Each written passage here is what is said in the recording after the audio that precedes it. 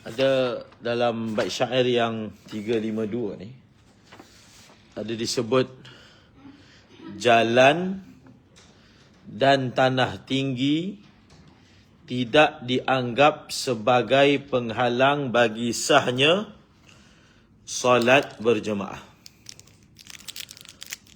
Maksudnya, ini merujuk kepada masalah imam dan makmum ni, dia solat di padang. Contohlah kita sembahyang kat padang, ada jalan, kawasan lapang, ada jalan. Di seberang jalan ni pun ada jemaah lagi. Ataupun kita sembahyang dekat kawasan luas, ada sungai. Macam ni lah. Ni, sungai. Ada jemaah belah sini, ada jemaah tebing belah sana. Tebing belah sana. Jadi, adakah kewujudan sungai dikira ha'il? Yang tadi kita kata ha'il. Adakah kewujudan jalan? Ataupun adakah kewujudan tebing, tempat tinggi? Ia dikira sebagai penghalang? Jawapannya tak. Maksudnya apa? Ini kita ambil masalah semayang di padang. Kita ambil padang, fadha. Syarat dia sama. Syarat dia adalah dekat. Maksudnya antara imam dengan makmum jarak tak boleh melebihi 300 hasta. Contohnya kita kata ada 50 saf. 50 saf ni bersambung. Daripada awal satu belakang imam sampai ke 50. Kemudian selepas 50 ni dia ada gap. Mungkin sebab tertentu tak boleh nak semayang selepas saf ke 50. Saf 51 ni buat di satu jarak lain. Contoh sini. Saf 51. Jadi yang diukur 300 hasta ni bukan saf 51 dengan imam. Bukan. Tapi saf 51 dengan saf 50. Macam tu cara kiraan dia. Sama juga ada saf luar masjid. Saf luar masjid dengan dengan imam ke ataupun dengan hujung masjid? Dengan hujung masjid. Jadi saf di luar hendaklah tidak jauh, dekat. Antara saf luar itu dengan hujung masjid, bukan dengan dalam masjid. Itu cara kiraan dia. Kita pernah bahaskan dulu, saya pernah tulis dululah masa yang tak dibenarkan sembahyang Jumaat tu. Kan ada orang datang juga, pagar luar tutup. Pagar luar AJK tutup. Jadi orang datang, dia nak semayang Jumaat juga, dia semayang kat luar pagar. Dia semayang dekat luar pagar. Dengarlah suara dalam tu, dengar. Jadi ketika itu kita bagi solusi. Orang dah memang semayang, kan? Orang dah memang semayang. Kok mana pun dia nak semayang juga sebab dah tak tahan, dah lama sangat, dah macam dah tak logik lah. Dekat Pasar Raya waktu tu dah boleh, masjid yang belum boleh lagi. Jadi saya tulis macam ni. Saya kata, maksud kita nak bagi kata yang luar masjid ni sah. Pertama, antara mereka dengan masjid tak sampai 300 hasta. Dari segi jarak itu dah okey. Dari segi tahu pergerakan imam, mereka dengar suara. Cuma kalau berdasarkan mazhab Syafi'i, dia jadi tak sah sebab pagar tu kunci. Pagar tu kunci, mangga lagi AJK. Jadi dari segi itu dipanggil ada penghalang. Ada penghalang. Dan ia menjejaskan kesahihan dalam mazhab al-Imam Syafi'i. Tapi kita kata, kita hukum sebagai sah juga berdasarkan mazhab Imam Malik. Ingat, dalam bab sembahyang berjemaah ni, mazhab Imam Malik ni paling longgar. Mazhab Imam Malik paling longgar. Paling longgar. Contoh.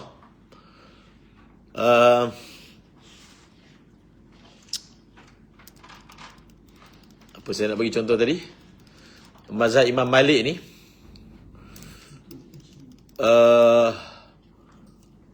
yang sembahyang kalau dekat Mekah tu, dekat hotel-hotel tu semua, sembahyang dekat surau di hotel-hotel di Sofwah ke. Kalau mazhab Imam Malik tu sah.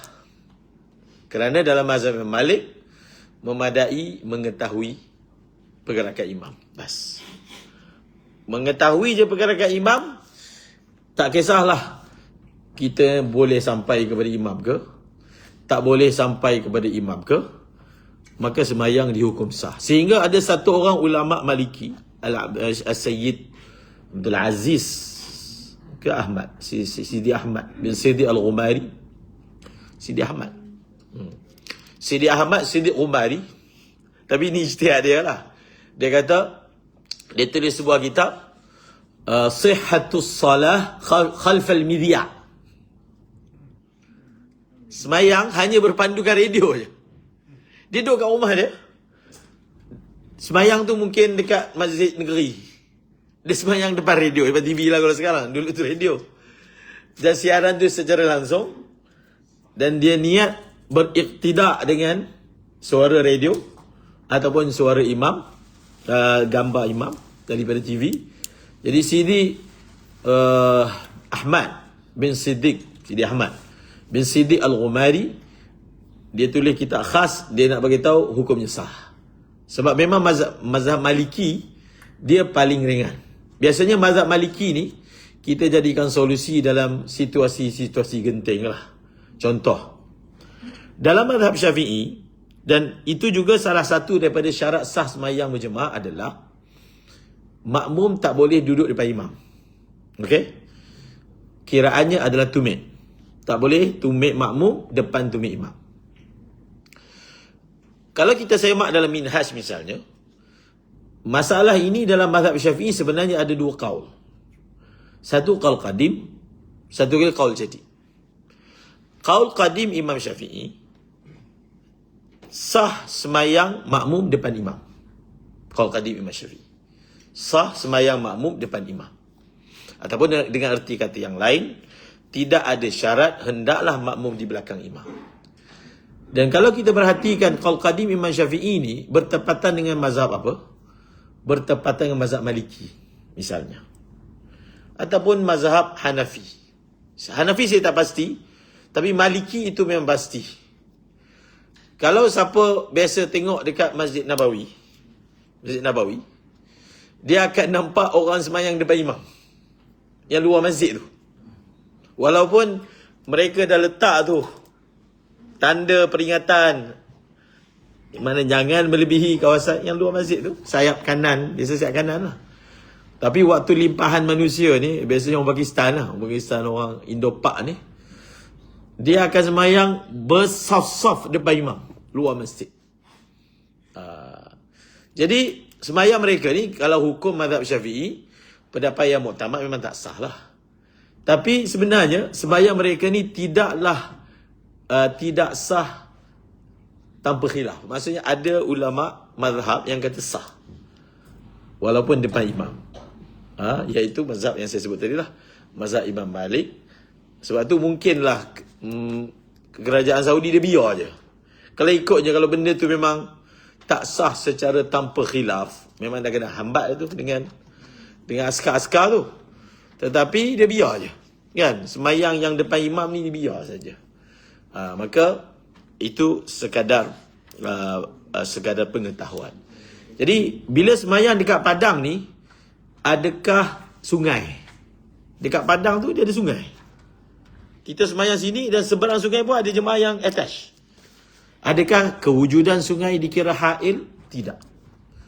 Kemudian ulama bahaskan, okey, sungai itu, hatta kalau sungai itu tak boleh seberang dengan bergerak, dengan berjalan, kena berenang, itu pun dikira bukan penghalang ke? Ya.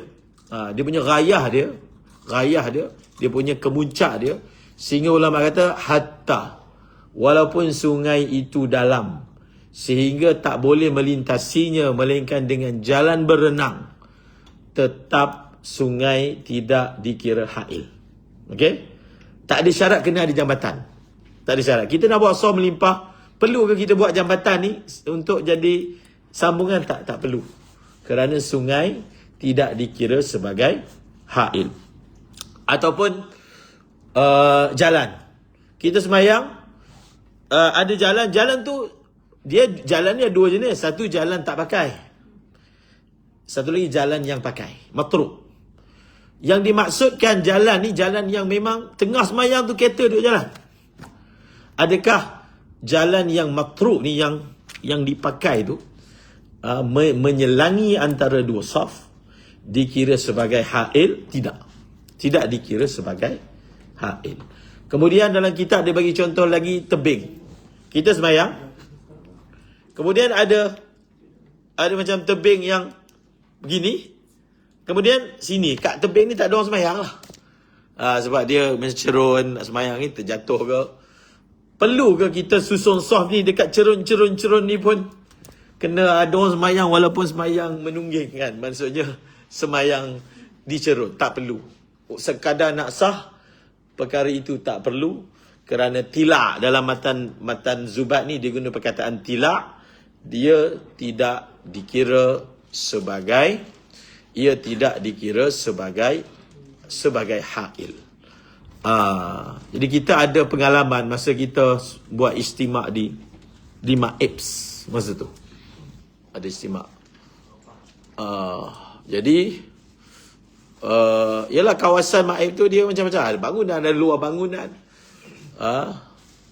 Jadi kita masih nak tanda tu, adalah kawasan jadi berbukit. Kawasan, maksudnya ada semayang atas bukit, ada semayang bawah bukit. Jadi semayang atas bukit. Itu dikira terputus ke? Daripada segi sah lah. Daripada segi sah. Maka jawapannya tak. Ataupun ada longkang. Ada longkang. Ni betul ada longkang. Ada macam ke dalam lah. Sah. Tak perlu ada orang semayang dalam longkang tu ke? Untuk membuat sambungan untuk mengesahkan sembahyang. Okey. Madai lah tu. Dan seperti yang saya sebut tadi, masail ni dia ada banyak lagi surah-surah yang ada buku khas boleh dapatkan yang dikeluaran yang disusul oleh Ustaz Abdul Manan. Kemudian disebut di sini ya ummu abdun wa sabiyun ya'qilu wa fasiqun lakin siwahum afdalu. Diharuskan bagi hamba kanak-kanak yang mumayyiz, yang berakal, dan orang yang fasik menjadi imam. Tetapi selain mereka itu adalah lebih afdal. Selain mereka itu adalah lebih afdal. Di sini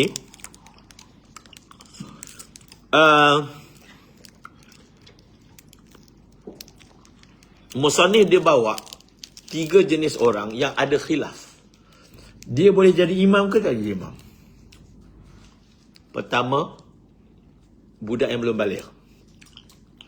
Yang kedua, hamba. Yang ketiga, orang fasik. Ada mazhab macam mazhab Maliki. Dia dalam bab ni macam berat pula. Mazhab Hanafi pun dalam bab imam ni fasik ni berat pula. Jadi adakah sah kalau imam tu fasik? Jawapannya sah. Adakah sah kalau imam tu belum baligh? Okey, ni masalah imam belum baligh, budak kecil. Tapi dah mumayyiz lah. Dalam mazhab Hanafi tidak sah budak yang belum baligh jadi imam. Tak sah. Ini khilaf yang ma'ruf antara mazhab kita dengan mazhab Hanafi. Budak yang belum baligh tak boleh jadi imam. Tak boleh jadi imam. Dalam masalah ini, kita biasa menggunakan dalil. Ada satu orang sahabat nama dia Ammar bin Salimah. Dia ni menjadi imam kepada kaum dia ketika umur dia 6 ataupun 7 tahun. Ini dalil mazhab Syafi'i bahwasanya budak yang belum baligh sah jadi imam. Amr bin Salimah. Jadi macam mana pula dia pula orang suruh dia jadi imam? Sebab dia ni bila kaum dia masuk Islam, yang dah hafal Quran, yang ada hafal Quran dia. Sebab apa? Sebelum dia masuk Islam, dia biasa dengar daripada orang yang balik daripada Mekah ni. Orang tu cerita, kata jumpa orang mendakwa jadi Nabi, dia baca ayat macam ni, dia kata macam ni. Jadi dia duk dengar-dengar orang cerita tu, dia hafal. Jadi menyebabkan jumlah ayat yang dia hafal lagi banyak daripada orang tua kaum dia. Jadi bila sampai nak jadi imam tu, tak ada orang yang boleh baca dalam solat, melainkan dia, maka dia jadi imam. Siapa sahabat tu? Namanya Amr bin Salimah. Maka hadis ini yang menjadi dalil mazhab Syafi'i bahawasanya budak yang belum baligh boleh jadi imam. Tapi mazhab Hanafi tak boleh. Okey, kalau macam tu, kalaulah memang ada mazhab yang budak yang belum baligh jadi imam tak sah, adalah merupakan jalan ihtiyat. Khususnya semayang fardu, kita jangan bagi budak yang belum baligh jadi imam. Walaupun suara dia sedap. Kan? Walaupun suara dia sedap, kita jangan bagi budak yang belum baligh jadi imam khurujan minal khilaf. Untuk keluar daripada khilaf mazhab Hanafi yang kata tak sah. Kita tahu kan kaedah al-khuruju minal khilafi mustahab. Jadi kita ihtiyat kat sembahyang fardu. Yang fardu ni sembahyang penting. Jadi biarlah yang jadi imam itu orang yang menurut sepakat 4 mazhab dia boleh jadi imam. Kemudian masalah imam fasik. Walaupun ada mazhab yang kata tak sah, tapi antara hujah terkuat kita kata di zaman Sayyidina Abdullah bin Umar, Hajjaj bin Yusuf selalu jadi imam. Dan Abdullah bin Umar jadi makmum dia. Abdullah bin Umar sahabat tu jadi makmum dia. Ada tak orang yang lebih fasik daripada Hajjaj yang telah bunuh ribu orang? Sahabat pun dibunuh. Tapi Abdullah bin Umar sahabat Nabi ni tak mengelakkan diri untuk jadi makmum kepada dia. Maka ia juga menjadi dalil bahawasanya boleh, sah kalau imam itu fasik. Dan soal afdal itu kan bak lagi, kita sedang bicara boleh ataupun tidak. Dan begitulah juga hamba. Ada je peristiwa Sayyidatina Aisyah, dia semayang, yang menjadi imam tu hamba dia, Zakwat. Jadi khulasahnya mereka ini boleh menjadi imam, namun afdalnya kalau ada pilihan bahawasanya tidak dibiarkan mereka menjadi imam. Kemudian di dalam kitab Matan Minhaj ni, musannif tak bawa lah daripada segi susunan siapa yang lebih afdal jadi imam. Dia ada susunan dia. Man ahaqqu bil imamah. Siapa yang lebih layak. Sebab orang ni dia ada kelebihan dari segi apa? Dia lagi tua. Dia ada kelebihan dari segi dia lebih banyak hafal. Dia ada kelebihan dari segi suara dia sedap. Dia ada kelebihan dari segi dia lebih faqih. Dia ada kelebihan dari segi nasab dia tinggi. Jadi dalam ranking maratib susunan siapa yang lebih afdal jadi imam, dia ada dua. Satu, kita pergi ke satu masjid yang memang sudah ada imam ratib. Bas. Tempat yang dah ada imam ratib itulah yang lebih afdal. Biarlah yang datang tu dia adalah ketua segala mufti ke, biarlah yang datang tu siapa pun, dia yang lebih afdal menjadi imam, sebab masjid itu dikira tempat dia, sebab dia dilantik secara khas. Kecuali kalau yang datang itu adalah pemimpin.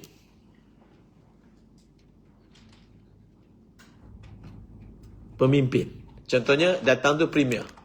Contoh kan, kalau Sarawak. Kalau tempat kita mungkin sultan ataupun menteri besar. Maka pada ketika itu sultan lebih afdal jadi imam. Tapi biasanya tak berlaku lah. Tapi nak beritahunya, kalaulah sultan tu datang tak tanya pun pengurusi, dia terus jadi imam, tak boleh bantah. Sebab apa? Dipanggil wilayah. Imam ni, masjid tu adalah wilayah dia. Wilayah khasah. Tapi pemimpin seluruh negeri adalah wilayah dia. Dia panggil wilayah ammah. Maka dia lebih afdal. Kerana wilayah dia itu adalah lebih besar. Okey? Itu dia punya sebab dia. Dan pada zaman khalifah-khalifah yang jadi imam ni semua khalifah. Sayyidina Abu Bakar, Umar, semua mereka yang menjadi imam. Kemudian kita tengok pula daripada segi rumah. Bila semayang dekat rumah, yang lebih afdal jadi imam adalah tuan rumah. Okey, mana sesiapa yang dia ni bukan tuan rumah, kalau dia nak jadi imam, dia perlu dapat izin daripada tuan rumah. Sama juga kita pergi masjid, ada dah imam ratib. Kadang-kadang mungkin kita jumpa kawan kita. Dia kata, jadi imam lah. Kita jangan jadi imam. Tak boleh. Segi adabnya, walaupun ada orang tu dia tunjukkan kita jadi imam sebab suara kita sedar ke qari ke, adabnya kita tanya imam ratib dulu. Kalau imam ratib yang takdimkan kita, barulah kita jadi imam. Kalau kawan kita mungkin di AJK pandai-pandai je dia tolak, kita tak. Kita tak. Contohnya orang tu dia ustaz ceramah. Dia datang ceramah. Jadi kalau yang jadi imam, kalaulah imam kat situ tak tolak dia tak perlu nak terasa apa. Kerana memang yang lebih utama jadi imam adalah imam ratib, kecuali dia yang mentakdimkannya. Kita semayang dekat rumah orang, maka yang lebih utama jadi imam adalah tuan rumah. Kecuali tuan rumah itu sendiri yang takdimkan siapa-siapa. Jadi apa pun, okey, tanya tuan rumah. Tuan rumah dah jadi imam. Tuan rumah kata tak, dia tunjukkan siapa-siapa. Siapa-siapa yang dia tunjukkan, maka orang itulah yang berhak menjadi imam. Sebab kita kena faham konsep dia. Rumah, masjid, dia ni adalah wilayah. Siapa yang imam ni kan macam satu benda depan. Jadi tuan wilayah itulah yang lebih utama untuk mendapat tempat itu berbanding orang luar. Walaupun orang luar tu ada kelebihan. Dan banyak lagi bahasan tentang siapa yang, contohnya daripada dia bila kita belajar tentang siapa yang lebih utama jadi imam, satu kita lihat dari segi tempat. Kalau dari segi tempat, kaedah ni macam saya sebut tadi lah. Satu lagi kita tengok dari pergi kriteria, iaitu sifat. Maka yang paling afdal jadi imam adalah afqah. Afqah ni dalam hadis Nabi guna perkataan aqra. Pada zaman Rasulullah, orang yang paling afdal jadi imam aqra'uhum. Orang yang, kalau kita terjemah, mungkin orang akan sangka orang yang paling pandai baca Quran. Tak. Kerana pada zaman Rasulullah, ulama ni dipanggil qurra. Bila dia qurra, bukan maksudnya dia pandai ngaji. Macam zaman sekarang qari orang panggil kan? Tak. Qurra ni maksudnya dia ulama. Contoh yang terbunuh di Bani Ma'unah tu. Mereka ni qurra. Dihantar untuk apa? Mengajar. Bukan ngajar ngaji. Ngajar hukum hakam dan seumpamanya. Maka sebab itu dalam kitab fiqh mereka guna lafaz afqah. Qurra tu maksudnya, aqra tu maksudnya afqah. Maksudnya orang yang reti hukum hakam fiqh. Fiqh secara spesifik. Bukan hanya semata-mata ustaz. Tapi ustaz itu khususiat dia adalah dari segi fiqh. Maka dia lebih afdal daripada ustaz yang khususiat dia tajwid ke, khususiat dia yang lain ke, nahu ke, bahasa Arab ke. Maka yang lebih afdal itu adalah afqah menjadi imam berbanding alim tapi khususiat dia bukan pada bidang fiqh. Kemudian dia ada dari segi nasab, dia ada daripada segi umur, segi umur. Sehingga ulama senaraikan. Kalau kita tengok dalam Hasyiah Bajuri ni, dia ada sampai semua sama ni. Kira orang kat situ hebat lah. Afqah, semua afqah. Tengok pula segi warak semua. Tengok dari segi keturunan, semua Sayyid. Contohnya. Tengok daripada segi apa lagi? Tengok daripada segi suara, semua suara sedap. Suara ni, biasanya kita menilai imam ni biasanya suara lah. India paling afdal imam suara dia paling sedap. Tapi dalam Islam bukan macam tu. Dalam Islam bukan yang suara paling sedap yang lebih afdal jadi imam. Tak. Utama ada ilmu. Ilmu maksudnya ilmu tentang sembahyang. Iaitu fiqh. Apatah lagi sembahyang jemaah. Kalau semua sama, ini di tempat yang tak ada imam ratib ni. Imam ratib tu kita dah tak tengok benda-benda ni. Maka kalau semua sama, akhirnya dia akan tengok antara imam tu, ni dari juri bini siapa paling cantik. Orang buat heran. Ada orang dia macam pesenda. Apa ni? Imam bagi juri tulis kriteria. Dia macam ngolok lah. Apa? Datang daripada mana ni? Ambil mana dia punya point? Tengok. Ini yang last sekali. Jadi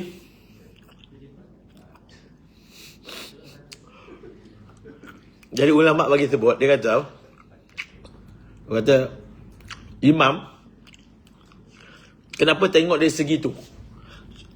Dia kata imam yang bini cantik ni dia lebih khusyuk sembahyang. Sebab dia tak tengok perempuan lain berbanding yang selainnya. Sebab dari segi ni dia lebih khusyuk. Maka bagi dia lebih afdal untuk jadi imam.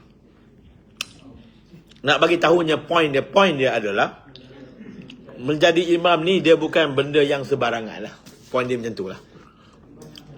Menjadi imam ni dia bukan benda yang sebarangan. Okey.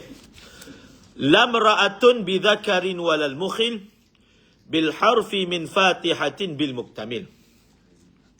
Tidak sah wanita menjadi imam kepada lelaki dan tidak sah orang yang tidak sempurna bacaan surah Al-Fatihah mengimamkan orang yang sempurna bacaan Fatihah. Jelas kita bahagikan jantina ni sebenarnya dua je jantina, lelaki perempuan, tapi dalam fiqh dia tambah satu khunsa. Khunsa ni dia panggil jantina tak jelas. Kita tak ada jantina yang direka-reka oleh barat transgender, itu semua bukan jantina. Jantina ada dua je, lelaki, perempuan. Khunsa dia panggil tak pasti lagi jantina, khunsa muskil. Lelaki boleh menjadi imam kepada apapun jantina. Laki, perempuan, laki khunsa, jelas. Perempuan pula. Perempuan boleh menjadi imam kepada perempuan. Okey? Tetapi perempuan tak boleh jadi imam kepada lelaki dan perempuan tak boleh jadi imam kepada khunsa. Kepada khunsa. Khunsa pula? Khunsa boleh jadi imam tak?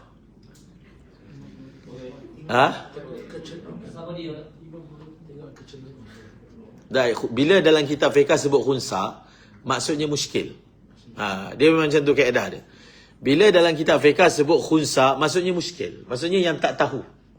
Sebab kalau khunsa yang dah dikenal pasti jantina, dia panggil khunsa wadih. Khunsa dua, khunsa muskil, khunsa wadih. Tapi bila diitlakkan khunsa, maksudnya muskil. Memang maksudnya muskil. Dia tak akan khunsa tapi confirm lelaki, itu kita akan kata lelaki lah. Kita tak panggil khunsa. Jadi khunsa maksudnya muskil. Maksudnya adalah muskil.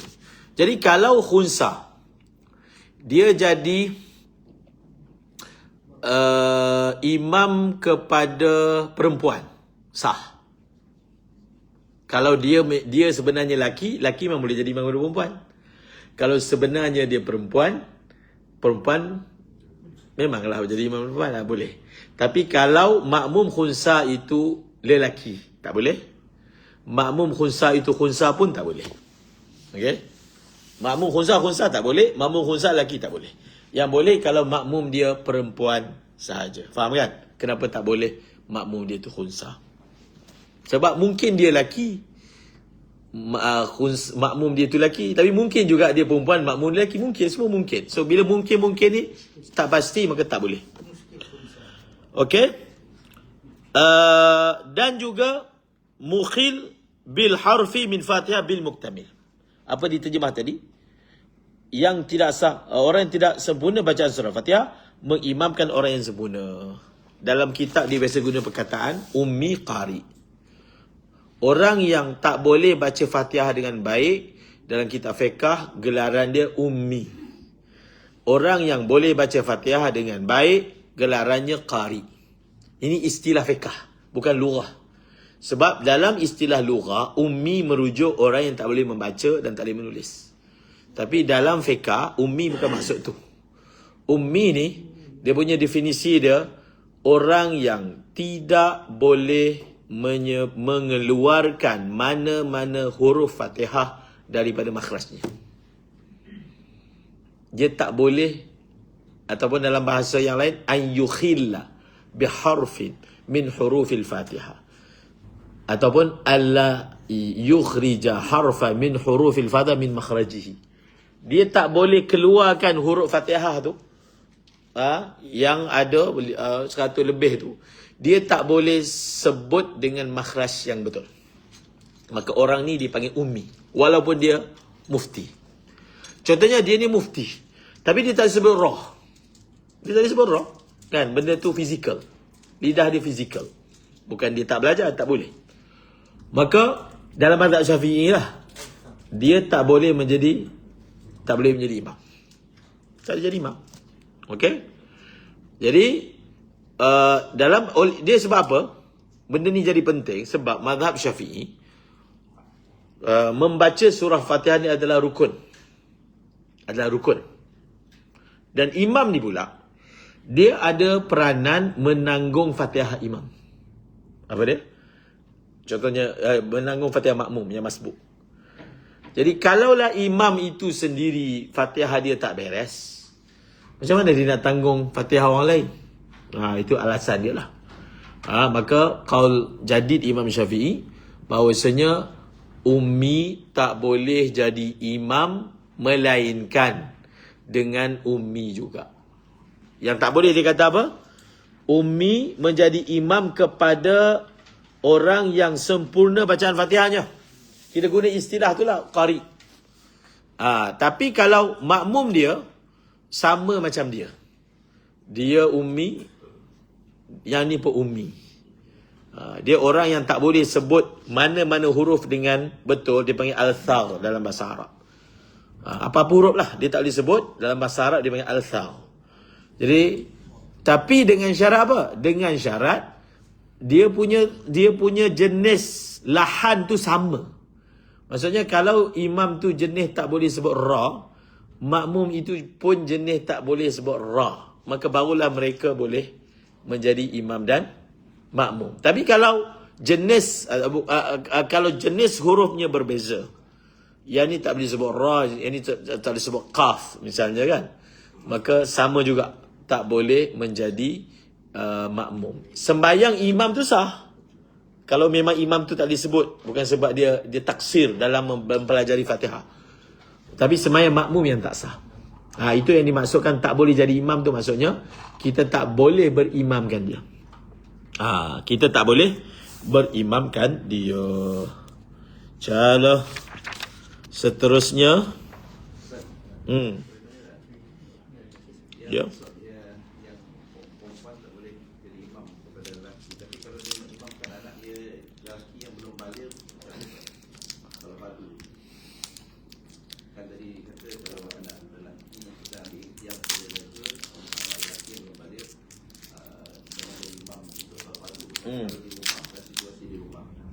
Siapa yang layak jadi imam kalau suami dia tak ada di rumah?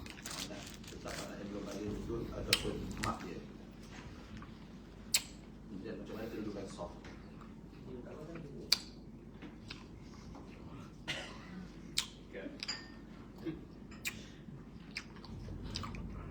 Perempuan tak boleh jadi imam kepada lelaki, mutlak. Sama ada makmum dia dah balik ke, makmum dia belum balik ke, sama. Tak ada beza. Okey, kita disuruh untuk menyuruh anak kita sembahyang. Umur 7 tahun. Umur 10 rotan. Apa maksud kita suruh mereka sembahyang? Kita kena ajar mereka sembahyang yang betul. Ini kena faham ni. Ada orang semayang, tak ada wuduk pun semayang. Tak boleh. Maksud kita kena suruh anak kita semayang, kena suruh dia semayang yang betul. Kena ambil wuduk. Tak boleh, tak apa dia budak kecil lagi, biar semayang tak ada wuduk. Tak. Kalau kita kata, saya dah suruh dia semayang. Tak. Kita belum suruh dia semayang. Maksud suruh dia semayang, suruh dia ambil wuduk. Suruh dia tutup aurat. Suruh dia bersih najis. Barulah itu dipanggil semayang. Kalau dia semayang tak ada wuduk, semayang ke tu? Suka semayang.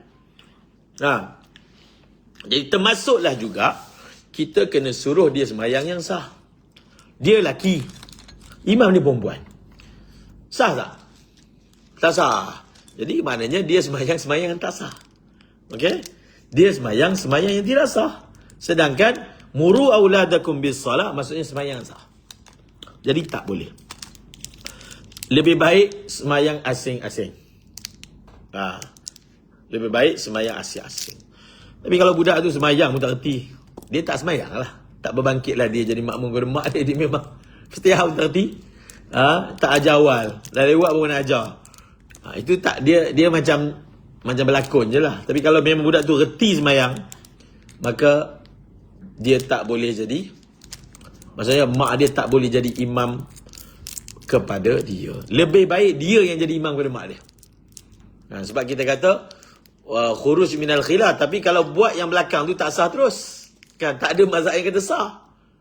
Yang ni ada juga mazhab yang kata sah. Faham tak? Maksudnya kalau dia jadi makmum kepada mak dia, semua mazhab kata tak sah. Dia jadi imam kepada mak dia, ada mazhab yang kata sah. Maka lebih baik yang dia jadi imam kepada mak dia berbanding dia menjadi makmum kepada mak dia. Tapi dengan syarat budak tu memang reti sembahyang lah. Kalau budak tu pun tak pandai baca Fatihah, tak pandai baca tasyahud, tak ada makna lah dia jadi imam kepada mak dia. Okey.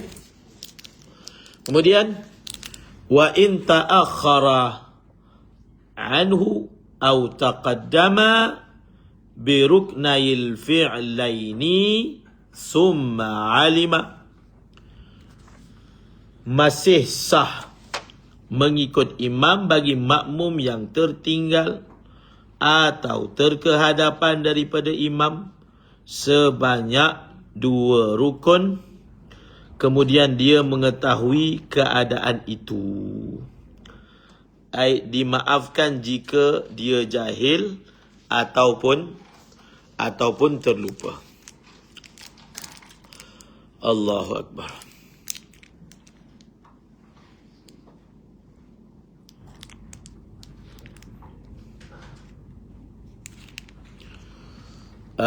Salah satu daripada syarat kedua apa? Salah satu daripada syarat kedua, jangan mendahului imam 2 rukun. Salah satu lagi syarat kedua, jangan lewat daripada imam 2 rukun. Dua-dua sama. Mendahului imam tanpa uzur, dengan sengaja 2 rukun membatalkan sembahyang. Melewat daripada imam 2 rukun dengan sengaja tanpa uzur membatalkan sembahyang. So ada 2 syarat tu. Jangan mendahului imam 2 rukun, maksudnya rukun fi'li, perbuatan, bukan qauli. Rukun fi'li. Okey. Saya nak tulis sikit. Allahumma salli ala sayyidina Muhammad. Dalam bab mengikut imam ni, buat skrin tu.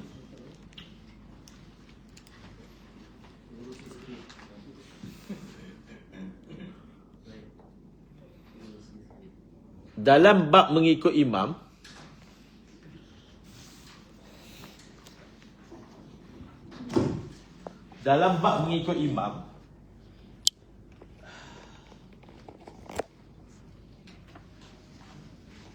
ada mazhab dia dalam bab mengikut imam, ada mazhab cara mengikut imam ni adalah macam ni. Muqaranah. Ada mazhab yang cara mengikut imam adalah mu'aqabah.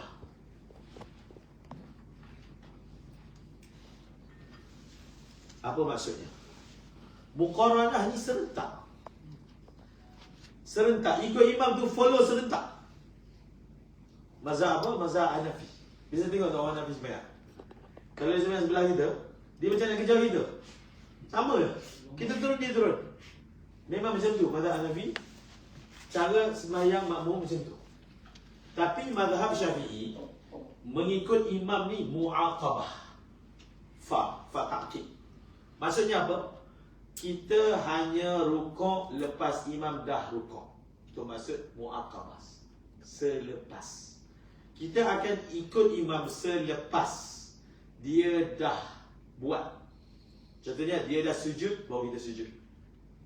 Dia dah rukuk, baru kita turun. Dia dah iktidal, baru kita naik. Itu namanya bahasanya kita menyusuli. Kita dalam mazhab Syafi'i, cara mengikut imam adalah kaedahnya menyusuli. Kita menyusuli. Kita menyusuli imam. Dalam mazhab yang tadi, kita mengiringi, beriringan. Serentak. Mengiringi.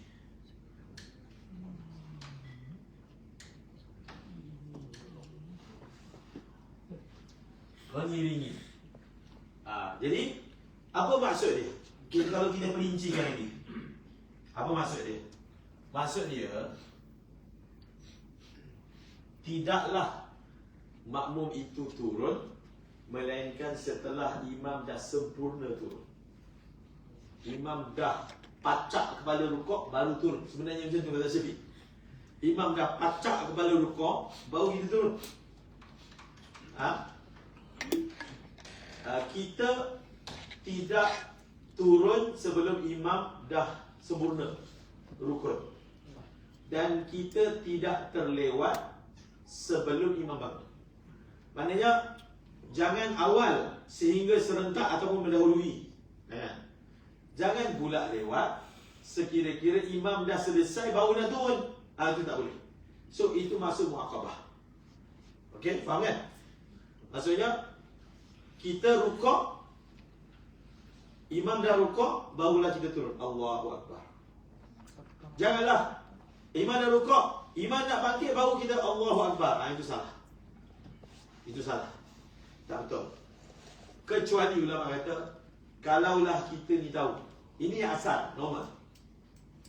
Kecuali kalau kita tahu imam ni jenis laju. Kalaulah kita tunggu dia dah sujud, letak dahi semua, baru kita turun, nescaya kita belum sampai bawah dia dah bangkit kembali. Kalau sifat imam tu macam tu, maka kita jangan lewat. Tapi kita tak beriringan. Maksudnya paling kurang kita follow belakang dia. Sekira-kira kita sempat melakukan rukun itu serentak dengan imam. Jangan sampai kita tak selisih langsung kat rukun tu. Imam bangun daripada sujud, baru kita dah sujud. Baru kita kepala letak.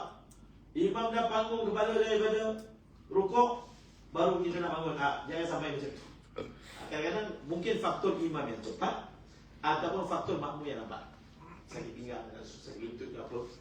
Yang tu dia kena kejar paling kurang dia menyertai imam dalam rukun. Okey, faham? Macam mana pula keadaan kalau contoh dia nak sujud daripada i'tidal, takbir istiqalat dia pendek sedangkan perbuatan nak turun tu dia lambat. Contoh Allahu Akbar tapi dia masih dalam perbuatan baru nak sujud.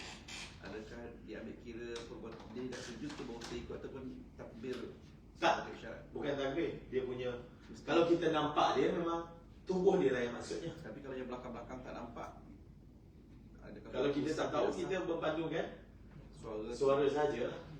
Kalau kita kenal imam tu, kita buat anggaran lah. Sebab maksudnya adalah dia masalah takbir intiqalat. Paling kritikal imam ni, paling kurang lah dia jangan lewat takbir ketika bangun daripada rukuk. Dalam banyak-banyak takbir, itu takbir paling kritikal. Sebab dia boleh menyebabkan makmum keliru. Dia dah bangun, baru sami Allahu liman hamidah.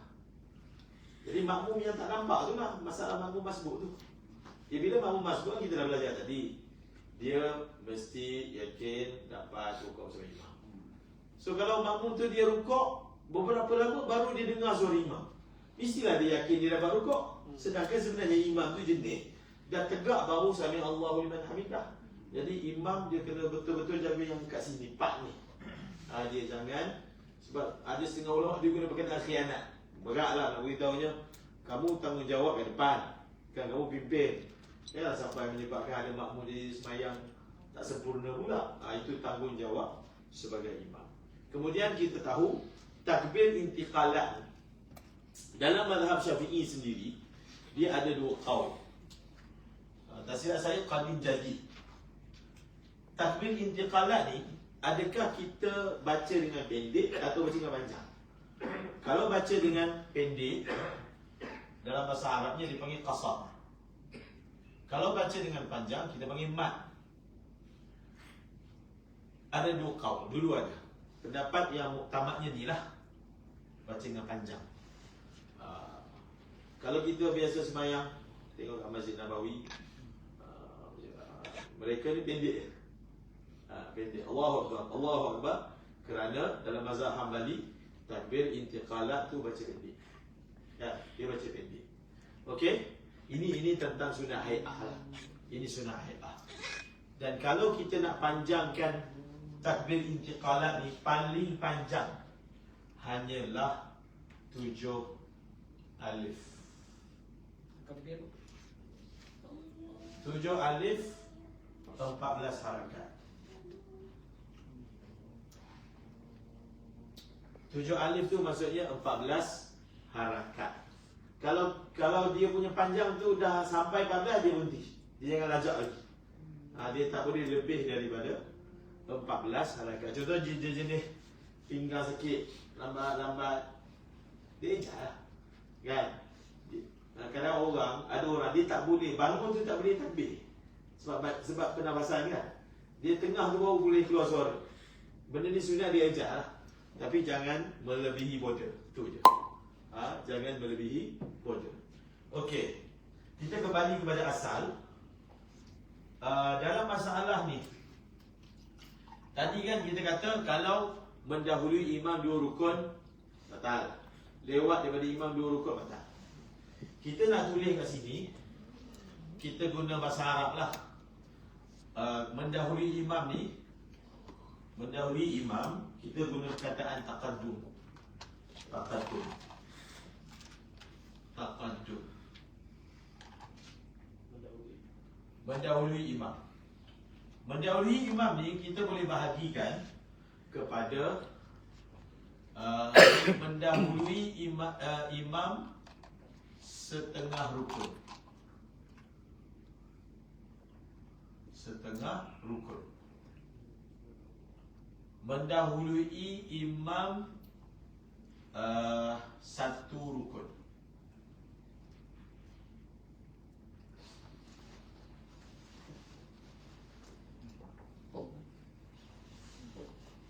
Satu rukun. Mendahului imam 1/2 rukun.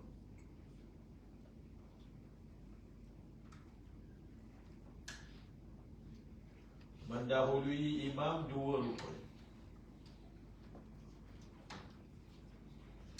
Dia ada 4. Biasanya kita tulis 3 je. Okey, mendahului imam, setengah rukun. Setengah rukun. Okey. Hukumnya makruh. Makruh. Okey. Mendahului imam satu rukun, maka hukumnya adalah haram, tidak membatalkan solat.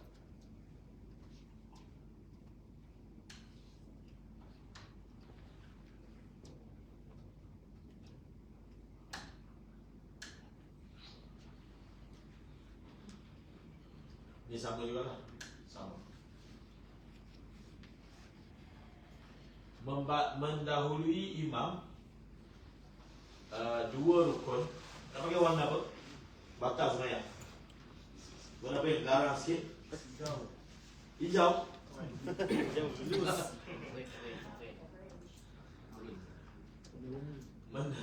Merah lah.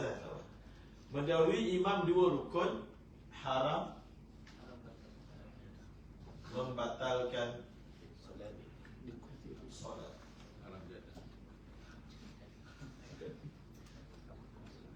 Haram membatalkan solat. Membatalkan solat. Okey, itu dia. Mendahului imam. Okey, apa maksud kita mendahului imam setengah rukun? Mendahului imam setengah rukun ni, imam belum rukuk, kita dah rukuk. Itu namanya setengah.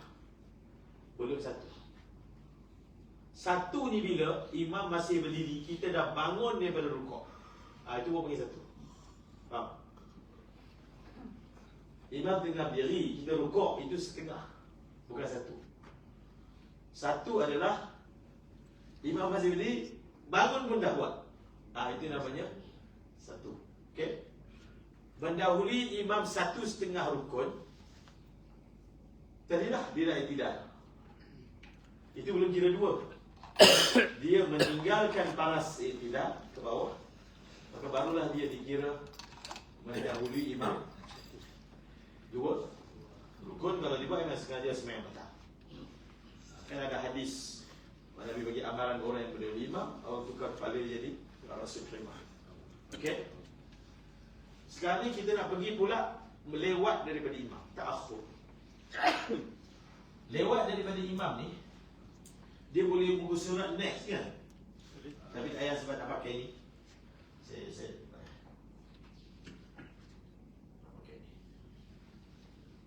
Tapi ada istilah mengatakan rukun panjang, rukun pendek. Itu bab lain. Itu dalam situasi lain. Ni situasi normal. Itu tak normal, dia ada lagi 3 rukun. Okey.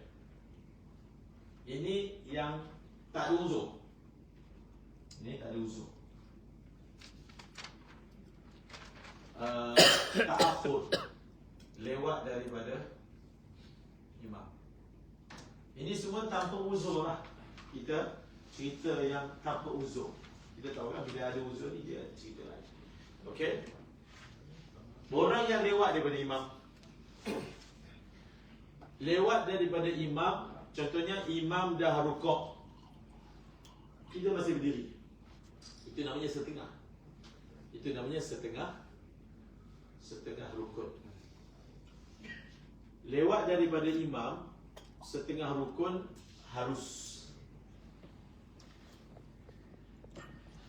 kuning.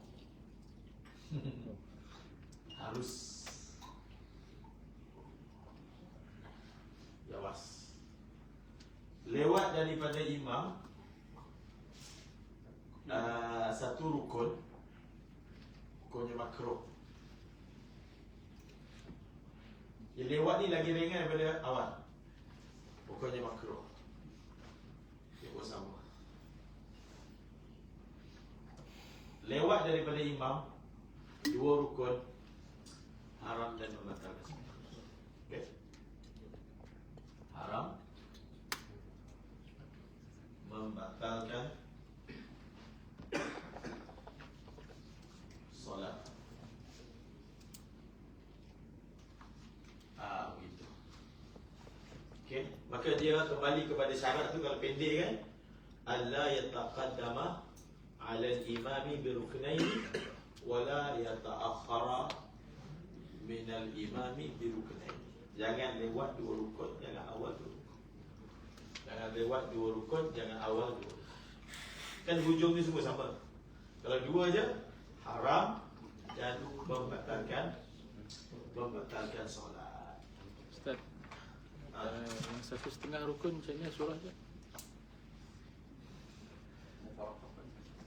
Satu setengah rukun, imam dah rukuk, bukan, dia lewat kan? Imam dah rukuk, dia belum rukuk. Imam bangun je, meninggalkan paras rukuk, dia telah lewat satu rukun. Imam iktidal, dia masih berdiri, dia lewat satu setengah rukun. Imam meninggalkan paras iktidal sampai ke paras rukuk, dia lewat dua rukun. Faham? Okey? Ada soalan? Ini tanpa uzur. Dia uzur cerita lain pula. Dia gitulah. Kebanyakan masalah ni bila ada uzur, jahil, tak tahu, adalah excuse yang ada longgar sikit. Ini yang normal punya. Sengaja. Okey? Dah, saya padam.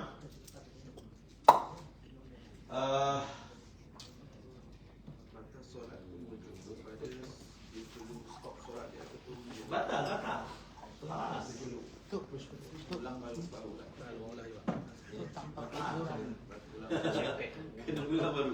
Tapi dia masih dapat sikit untuk jemaah tu saja. Dia masih dapat lah. Dia batal. Dan dia kalau ditakbir, imam tengah rukuk, imam tengah sujud, dia turun sujud. Dia jadi macam masbuk. Okey? Allahumma salli. Tu ada tu. Yang tadi soalan tu uzur. Wa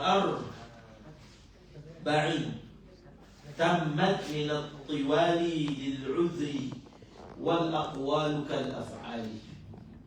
Tidaklah tersolat makmum dengan ketinggalan 4 rukun solat yang panjang kerana keuzuran. Rukun-rukun qauli dikira sama seperti rukun fi'li, iaitu rukun perbuatan.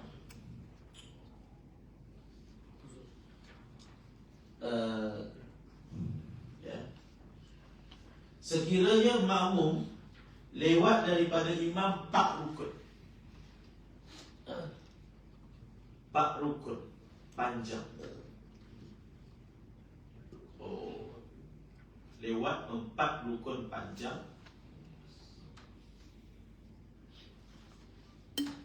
dengan uzur, sembahyangnya tak batal.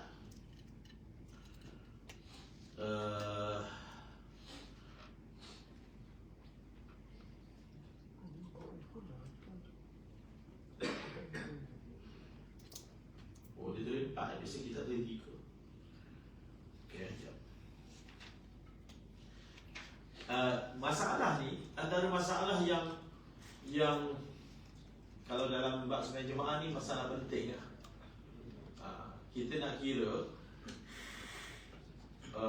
dalam masalah ni dipanggil takhalluf. Dia guna kata apa? Takhalluf. Sehingga ada ulama kita buat syair, dia bawa surah-surah yang boleh takhalluf. Takhalluf ni maksudnya kita lewat daripada imam. Kita boleh takhalluf. Mana skrin tadi?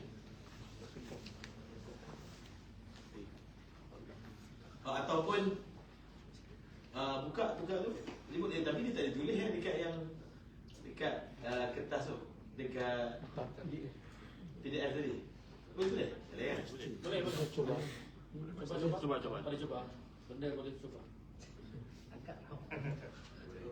Benda boleh ejak.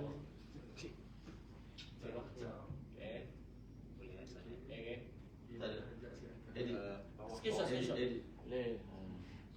Oh, Ada tu bawah.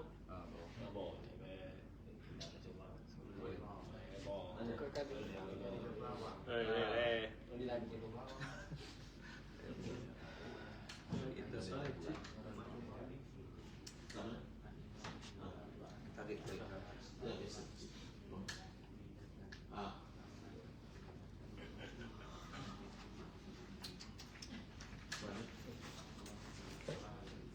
Saya tarik Ustaz. Tarik ke bawah. Tarik ke bawah. Tarik.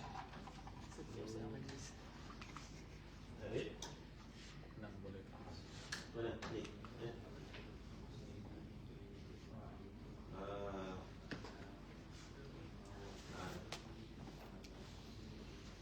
Bagi kursi. Lalu dan dia kursi saya.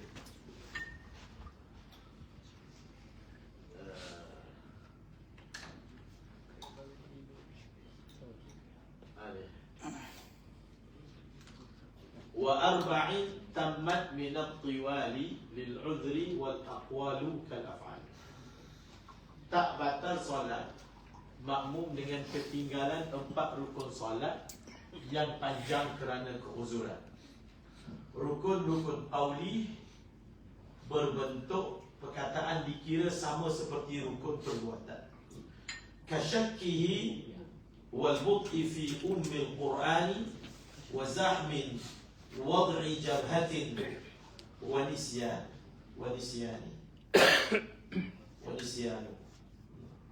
Seperti dia sangsi pada perlakuan rukun atau lambat dalam membaca Ummul Quran Al-Fatihah atau kepadatan jemaah hingga tidak dapat meletakkan dahi di lantai kayak itu tu, atau dan lupa mengerjakan rukun. Semani tak tafid.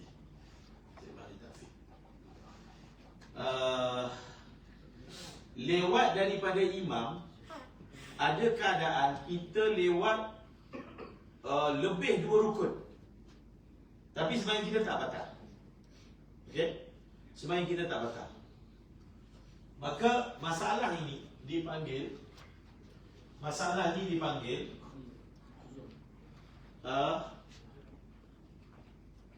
a'dharu at-takhalluf. Dalam kitab fiqh, kalau disebut takhalluf je, maksudnya 3 rukun. Kalau saya terangkan, kat sini 4 kan. Apakah uzur-uzur yang membolehkan kita lewat daripada imam sampai 3 rukun panjang? Ayat dia apa? 3 rukun panjang. Okey. Kalau rukun pendek, contoh, macam mana kita nak kira 3 rukun panjang? Dia boleh lewat daripada imam 3 rukun panjang. Kalau lebih daripada 3 rukun baru tak boleh. Kalau lebih daripada 3 rukun baru tak boleh. Okey, kita ambil satu contoh. Dia ni lambat dalam membaca Fatihah. Dia jenis, dia punya fizikal dia. Dia gagap ke? Dia fizikal lidah dia lambat baca. Maka imam baca, imam dah turun, dia tak habis lagi, lambat. Itu contoh. So makmum yang macam ni dibenarkan lambat berapa banyak? 3 rukun panjang. Okey, 3 rukun panjang ni kita kira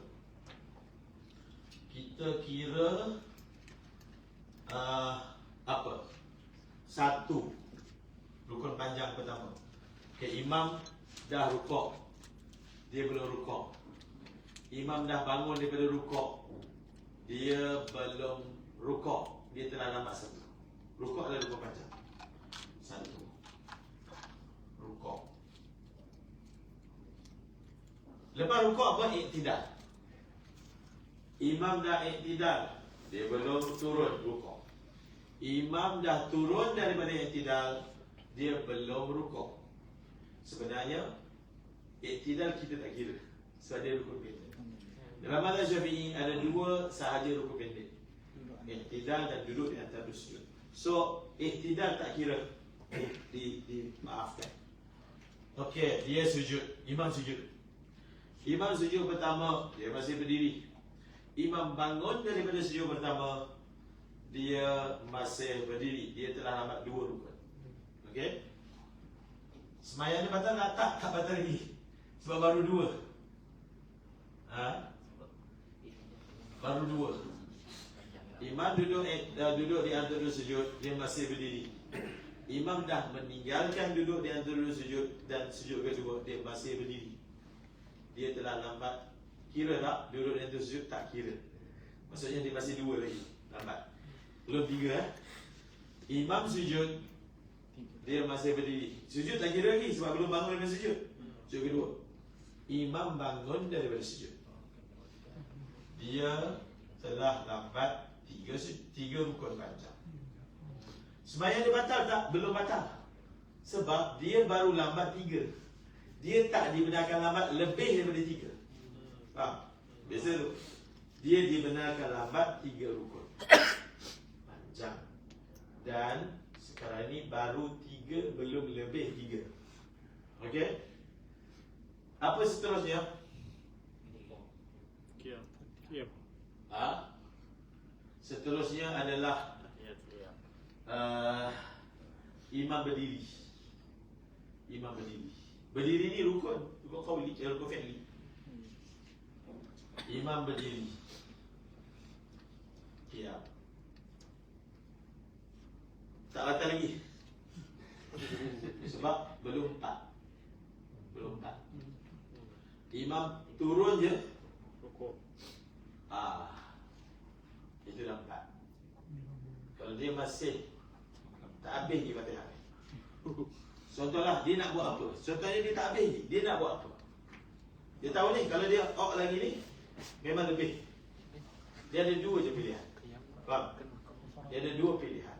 Dia mufaraqah, dia habiskanlah. Dia sampai terus kan? Ataupun dia terus follow je. Imam sedang apa dia follow, lepas tu nanti dia tambah lagi. Rakaat tu kira tambah lagi 11. Okey? Jadi dalam kitab ni dia bagi beberapa surah yang mana ia dikira uzur. Pertama dia bagi contoh orang itu dia syak.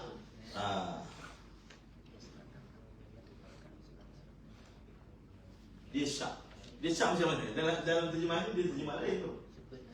Dia sanksi pada pelakon rukun. Dalam syarah dia tak bagi contoh macam tu. Dia ni Allahu Akbar, imam rukuk. Kemudian dia datang syak. Aku ni dah baca Fatihah ke belum? Aku ni dah baca Fatihah ke belum? Apa kaedah dia? Syakkur rukni, syakku fi'li rukni ka'adami. Syak pada sudah melakukan rukun dikira belum melakukan.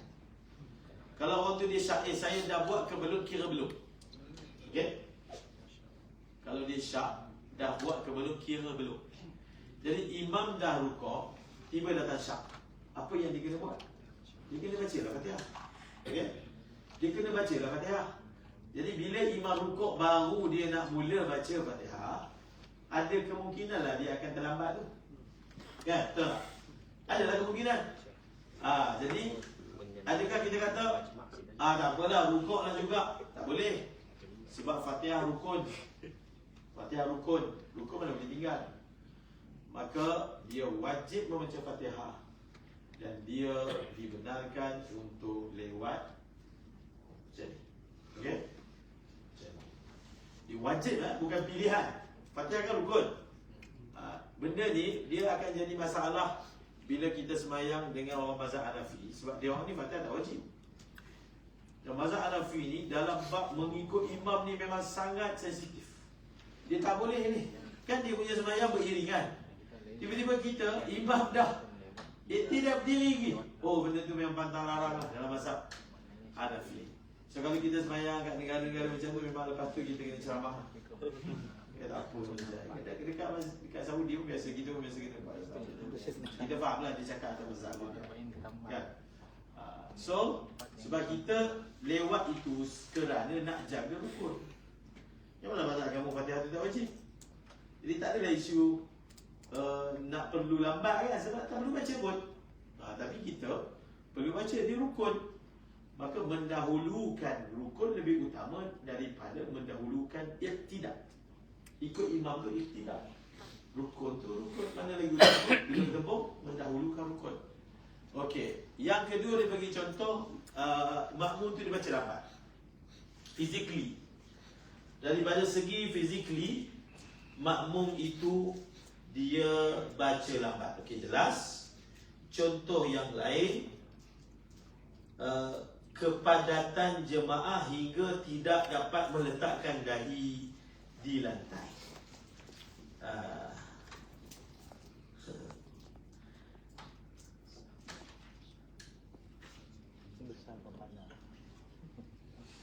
Dalam minhaj ni panjang masalah tu. Dia ada hadis.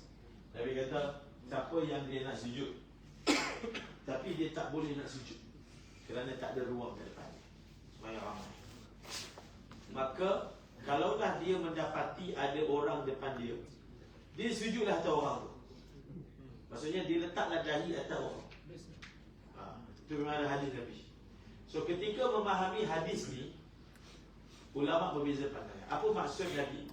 Bila kita sembahyang di tempat yang manusia padat, zahmah, ayat dia zahmah, maka kita tak ada ruang untuk sujud. Dengan makna tak ada ruang atas tanah untuk letak dahi, dan kita hanya ada orang, maka kita sujudlah dengan letak kepala atas badan orang. Kita solatlah dengan letak kepala atas orang itu.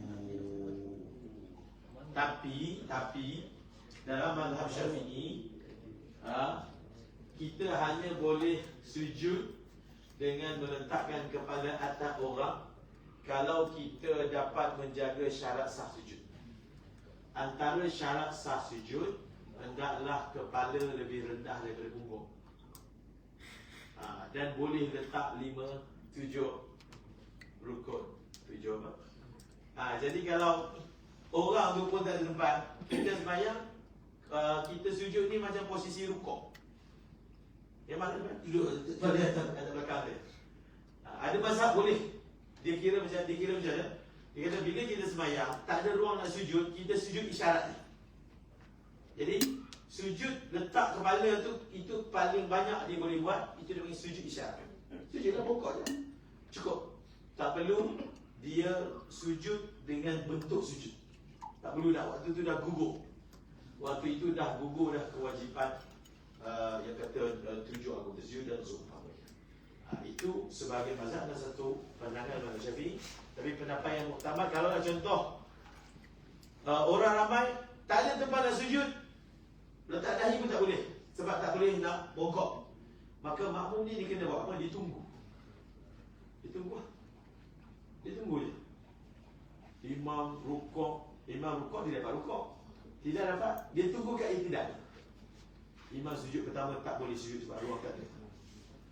Imam duduk yang tersujud tak boleh nak sebab ruang tak ada.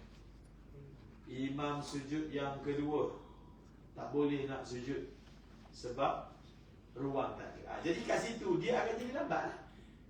Dia akan jadi lambat daripada imam, tapi dia punya lambat itu tak membatalkan. Kerana apa? Dia tak dapat untuk follow imam sebab dia tak boleh sujud. Maka dia dibenarkan terlewat sehingga tertidulah. Lagi contoh yang diberikan adalah lupa, koyak. Imam dah rukuk dia koyak, imam berdiri koyak, imam dah turun baru sedar. Fatihah pun tak baca lagi. Jadi dia terpaksa baca dan berlakulah lambat tadi. Maka dia hanya dibenarkan lambat sehingga 3 rukun panjang saja, lebih tak boleh. Dan ada lagi a'zarut takhalluf yang lain. Ni las, ibarat yang las bab ni. Wa niyatul ma'mumi awwalan tajib walil imami ghaira jum'atin ludib.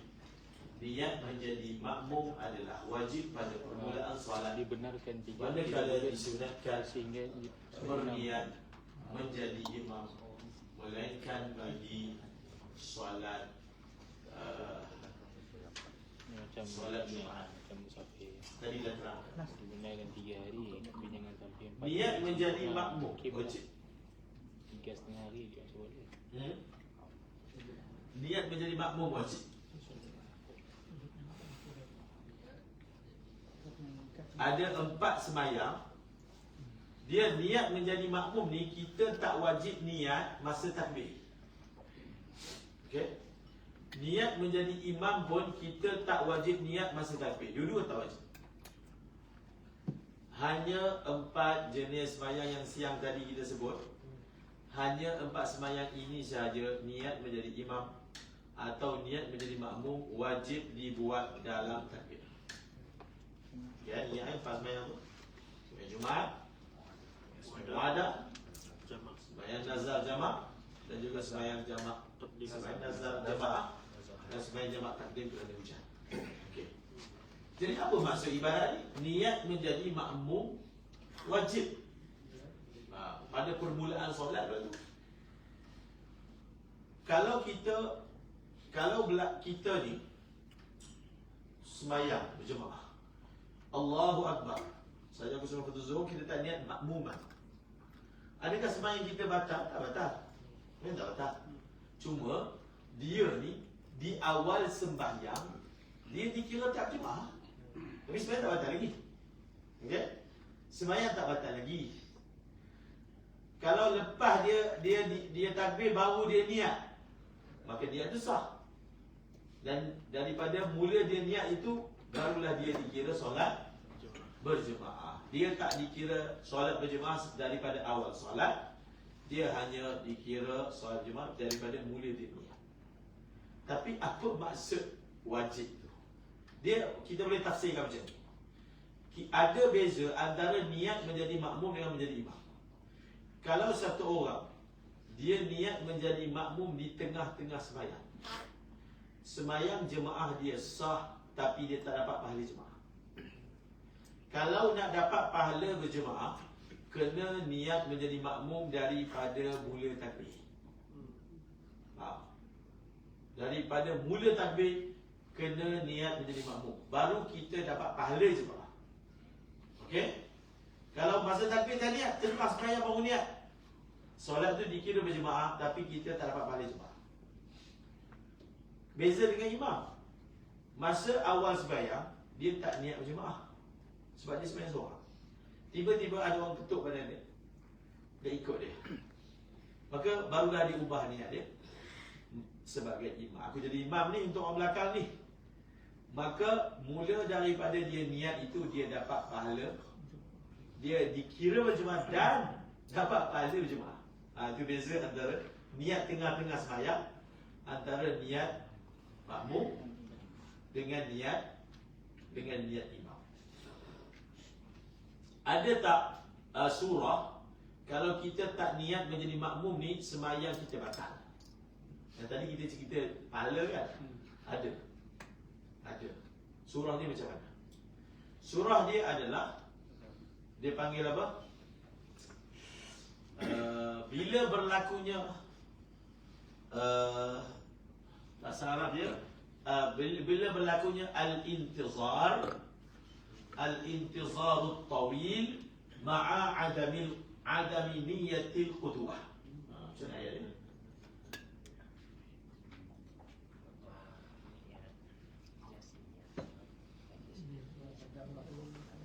Okey. Dia batal ni. Mana?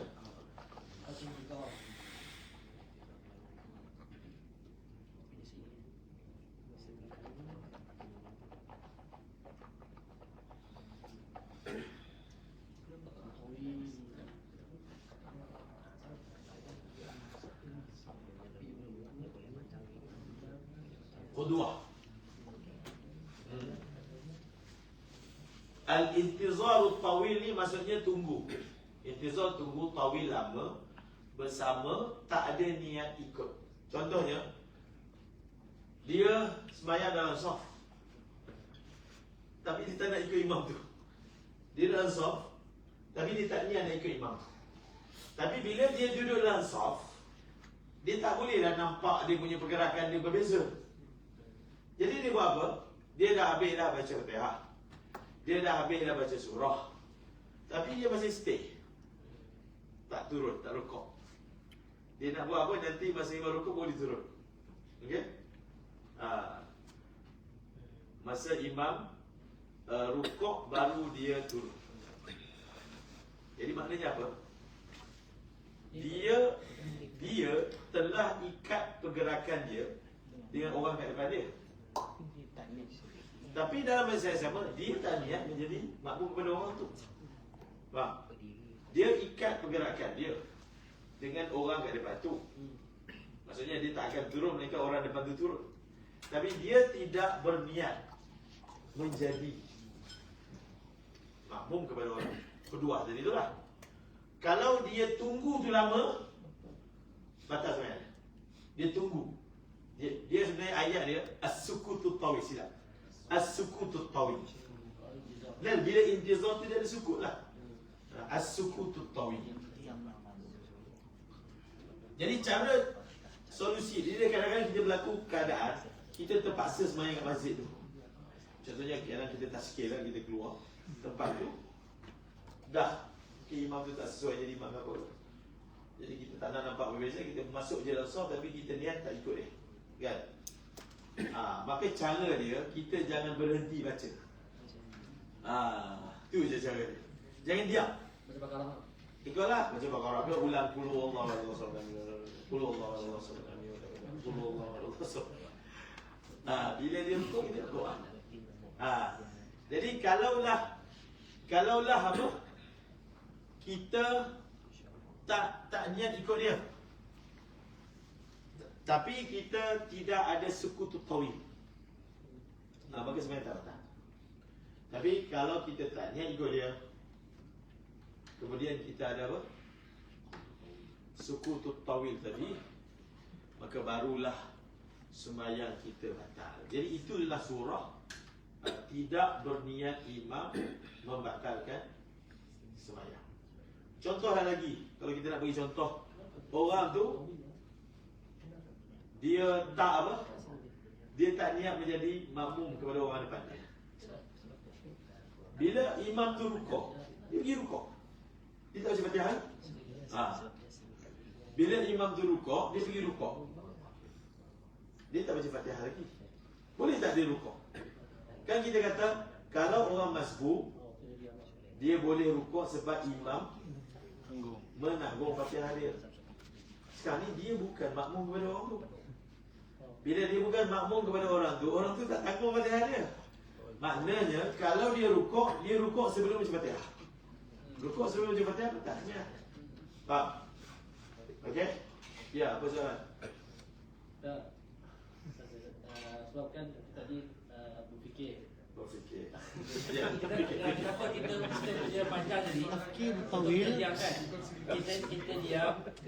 Kenapa dia belum maksudnya kenapa dia boleh batal? Jadi kita ganti dengan zikir. Betul tadi kita Baca bukan zikir. Qiyam ni dia bukan mahal zikir, dia mahal. okey jadilah dalam keadaan Qiyam ni dia bukan tempat kita zikir. dalam keadaan kita diam tu, jadi kita perlu baca. Okey, jadi kita perlu baca. Kalau kita tak baca, kita batal. Okey. Saya tanya dia kenapa batal? Kenapa batal? Jadi dalam tempoh tu kita mesti mengikatkan diri kita. Okey, kalau kita kadang-kadang kita berbaca tu tadi dah kira jawab dah. Apa kadar sukutut tawil tu? So itu dengan fikir yang panjang. Dah jawab. Rakaat salat. Kadar yang sempat sembahyang rakaat yang ringkas. 2 minit, 3 minit. Ya. Maulana boleh tanya Maulana? Ya. Yang pasal tadi yang tunggu dalam i'tidal tu. Boleh ke tunggu dalam i'tidal sebab kalau saya pernah baca Sepatutnya tak boleh. tapi Tapi kan kan uzur. uzur. Masya-Allah. Betul, sepatutnya tak boleh. Tapi ada uzur. Uzur. Bila memanjangkan i'tidal kan batal sembahyang. Itu soalan dia. Itu kalau tanpa uzur. Kalau dengan uzur tak batal. Okey? Apa lagi? Yang 3 golongan solat orang yang tak diamkan daripada kepalanya antara lain yang imam yang dibenci oleh makmum atau kriteria yang Imam yang tidak disenangi oleh makmum dengan sebab yang munasabah. Ulama kaitkan. pribadi tak Politik. Dia tak suka sebab pribadi. Tak ada tak belanja aku. Tak nak dia makmum dia. Sebab tak isep. Sebab yang munasabah. Sebab tak bawa makan ni tarik salam. Sebab yang munasabah. antara contoh Contohnya dia fasik lah. dia masih Masih. Tapi dia menjadi imam tu kahra, betul. Kita suka ke, tak suka ke aku leader sebenarnya aku jadi. Tak tahu tu imam. Sebab imam tu Hajat dia, tak suka dia. Tapi macam mana hajat, kan? Tegur kan, panjang pula. Okay. kalau ada imam makmum tu dia tak suka imam solat dia imam tu main game. Adakah sebab dia imam tu main game dia anggap masih tidak. Sebab dia apa makmum dia anggap dia lama. Kalau main game tu, siapa ni Game skin. menjadikan imam fasik, takkan usahawan jadi fasik pula. Ada pasal.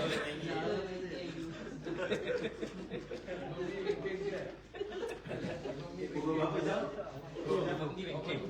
Ha? 10. Kita sampai berapa? 11. Ha?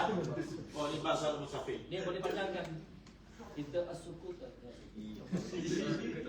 Tawil. Al-intizar tawil. Sukut yang makin lain. 10:45 lah. Tanya. Oh, ha? Dia makanan di mana ya? Sampai 11. Takut jadi kemas juga. Dia sampai ke 11. 11.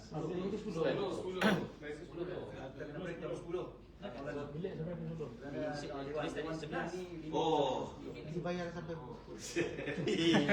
Ikut aturan tu.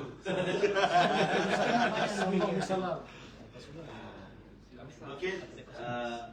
Yang ni kita baca esok kot. Sebab dia tajuk baru. Sebab dia tergantung pula. Semua ada. Ustaz, ada soalan. Soalan Ada, Ustaz. bebas. Dah minit 3 minit, 5 minit, 10 minit. Ya, kita buka soalan sampai 10 suku. Lagi 5 minit. Boleh? Ada 4 soalan. Satu dulu lah. Soalan. Ha. Sekiranya imam tersalah niat dalam solat Jumaat.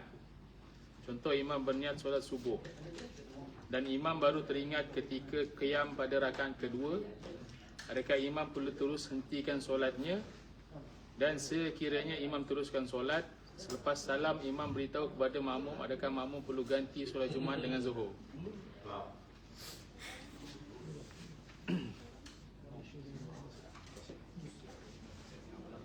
Secara pasti, kalau imam tu sembahyang Jumaat dia pergi niat subuh, sembahyang sah. Itu memang confirm sah. Kalau dia ada keberanian untuk menghentikan tengah-tengah sembahyang tu, memanglah dia kena buat lah. Okay, boleh mula balik sembahyang dia. Tapi contohlah kita kata dia tak tahu nak buat apa, dia teruskan solat sampailah salam. Dan dia bagi tahu ke tak bagi tahu makmum perihal niat dia, hukum tak berbeza. Kerana sembahyang makmum sah. Sembahyang makmum sah. Okay, kena ingat imam ada kekurangan. Ada kekurangan yang ada pada imam ni menyebabkan kita tak boleh jadikan dia imam. Contoh, imam tu umi. Okay? Apa lagi? Imam tu perempuan, kita lelaki, tak boleh. Yang bina. Apa lagi? Imam tu na'udzubillah kafir, kita Islam, tak boleh. Ni, tiga ni, walaupun kita tahu selepas dah sembahyang baru kita rupanya dia perempuan, ya. Ataupun kita rupanya dia kafir, ataupun kita tahu rupanya dia ummi. Contoh kita sembahyang Zuhur, mana kita dengar Fatihah ni? Malam baru kita dengar Maghrib sama baca macam tu, Isyak pun sama dia baca macam tu. Maka sembahyang Zuhur kena ulang. Walaupun kita tahu dia ummi selepas sembahyang. Okey, tetapi ada kekurangan dalam imam yang kalau kita hanya tahu lepas sembahyang, sembahyang kita sah. Tak boleh. Contoh, imam tubuh dia ada najis. Dan najis tu najis yang khafi. Dan kita ada kata najis khafi. Ada yang tafsirkan najis khafi itu najis hukmi, atau najis yang tak boleh dilihat lah. Kalau duduk belakang ni tak nampak. Contohnya dia punya seluar dalam dia najis. Mana kita nampak? Kan? Ataupun dia pakai kain, dia pakai seluar. Mana najis tu ada kat kain kat belakang jubah. Itu semua kita panggil najis yang khafi. Maka kalau kita jadi imam, tak ada function lah kita bagi tahu kat makmum sebab tak ada faedah pun. Makmum memang tak perlu ulang. Kita bagi tahu, bahkan kita pergi mengaitkan diri sendiri. Tak ada function. Kita bagi tahu ke, kita tak bagi tahu ke, benda tu tak ada apa-apa perbezaan. Kita sahaja yang kena ulang sembahyang. Imam tak perlu ulang sembahyang. Contoh lagi, imam tak ada wuduk. Imam tak mandi wajib. Dia tak boleh elan. Kita maaf dia, saya tak mandi wajib. Apa dia mengaitkan diri dia? Sebab tak ada apa-apa hukum berbeza dengan makmum. Sebab sembahyang makmum sah. Sembahyang makmum sah. Ini mazhab Syafi'i lah, mazhab Hanafi tak ambil. Okey. Maka dia punya dhabit dia ulama kata, mana-mana kekurangan yang khafi yang imam lakukan, kalau kita hanya tahu lepas sembahyang kita tak boleh ulang. Apakah contoh khafi? Niat tadi. Niat mana lagi tahu dia niat subuh. Niat kan benda khafi. Lepas sembahyang barulah dia bagi tahu yang dia niat subuh sebenarnya. Maka sembahyang Jumaat itu sah. Tapi dengan satu syarat. Imam bukan pelengkap 40. Kalau makmum 39, campur imam 40 dan imam tu niat subuh, sembahyang Jumaat tak sah. Okey? Tapi kalau imam bukan pelengkap 40, maka sembahyang sah. Imam je kena ulang tu. Faham? Okey? Kalau imam tu niat solat Zuhur, macam mana dia nak? Dia kena selesaikan 4 rakaat juga. Tak? Mana boleh sembahyang Zuhur ketika Jumaat? Dia niat Zuhur. Dia solat tu dia niat. Solat tu solat apa? Solat Jumaat, tapi dia niat Zuhur. Terus niat Zuhur. Tak sah. Dia niat Zuhur. Tak sah. Sembahyang Jumaat mana boleh niat Zuhur? Dia macam tadi kan, dia tertukar subuh dengan Jumaat kan. Kalau ni Sepatutnya dia kena berhentikan sembahyang. Sembahyang dia tak sah. Tu kita kata tu. Kalau dia dia teringat sembahyang Zuhur. Cop. Takbir balik. Allahu Akbar. Sepatutnya dia buat macam tu lah. Dia sepatutnya buat macam tu. Sembahyang dia tak boleh teruskan sembahyang yang batal. Tak boleh. Tapi ada imam dia malu. Dia malu kan. Itulah. Tapi sebenarnya kalaulah diteruskan, sembahyang makmum tak terjejas, sembahyang makmum sah. Okey. Dia biasa lah. Dia biasa. Kan dipanggil Rabus bi ibadah fasid. Tapi makmum. Soalan ni makmum. Dia tak diteruskan sepatutnya. Tapi kalaulah diteruskan juga sebab dia malu, apalah dosa-dosa juga. Kira kalau dia ada keberanian untuk batalkan, itulah yang patutnya dia kena buat. Okey. Nabi SAW pernah sembahyang subuh. Tengah sembahyang subuh Nabi keluar. Nabi belum mandi junub. Nabi keluar, sahabat tunggu. Dalam saf. Bila Nabi masuk ni, teruskan sembahyang. Okey, Nabi tak sembahyang junub, tak junub. Dan hadis inilah yang menjadi dalil mazhab Syafi'i. Kalau kita sembahyang belakang imam yang belum mandi junub, sembahyang kita tak batal. Sebab kalau sembahyang batal, sudah tentu sahabat akan takbir baru. Tapi sahabat tak takbir baru, dia stay dengan takbir yang pertama di belakang Nabi ketika junub. Daripada hadis tu diistimbatkan bahawasanya yang masalah. rakaat pertama atau rakaat Tak kisah, mana-mana pun sama. Boleh. Tunggu.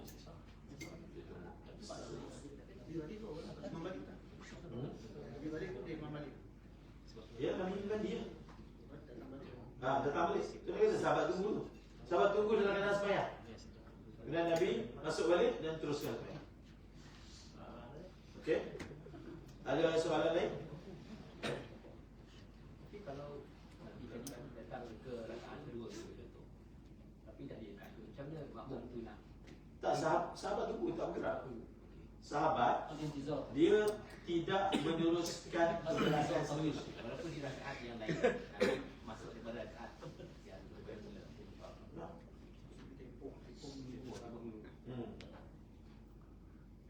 Intizar tu kena tu kalau qiyam tu kena baca. Kena baca surah. Apa dia? Kena baca surah Ikhlas. Kalau nak Kita menunggu lama tadi. Aku tahu Tempoh lama.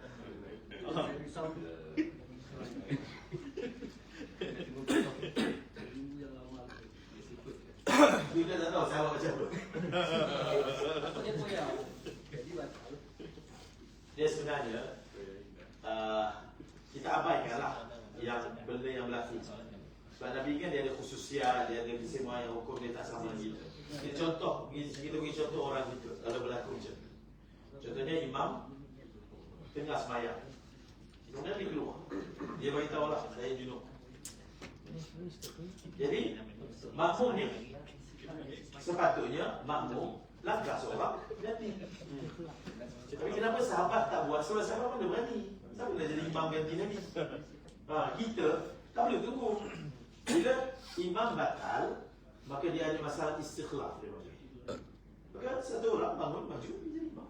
Teruskan. Itu kan surah Nabi. Surah Nabi ni mana ada siapa boleh jadi imam ketika Nabi? Sebab tu dia ada isu tunggu. Okey.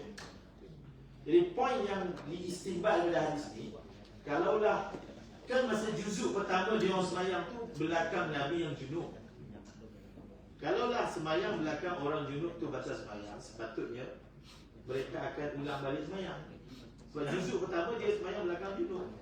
Tapi mereka tak ulang, menunjukkan sah. Itu dia punya wajah istidlal dia. Okey. Rasulullah masuk balik. Adakah kita mak balik dia punya rakaat? Apa dia? Tak, rakaat pertama. Ketika qiyam. Baru masuk.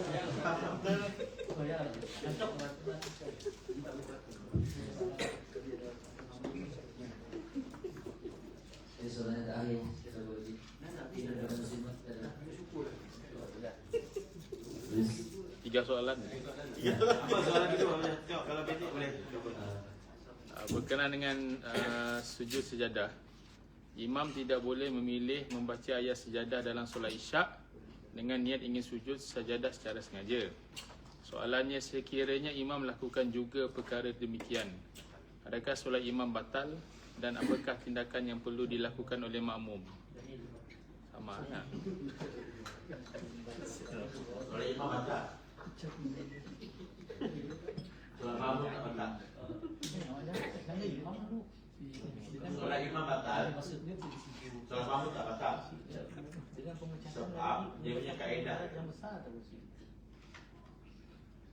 bila imam kita buat sesuatu yang kalau dia buat sengaja batal, kalau dia buat tak sengaja tak batal, kita ni makmum kena tanggung. Dia buat tu sengaja ke tak sengaja, kita kena tanggung tak sengaja. Dia panggil hamlu fi'lil imam ala salamah. Contoh dalam kitab Zubat ada imam berdehem. Berdehem ni kalau tanpa uzur dia batal sembahyang. Kalau sekarang ni kita tak tahu dia ni berdehem ni ada uzur ke tak ada uzur. Kita kena tanggung ada uzur. Jadi imam panggil rakaat kelima.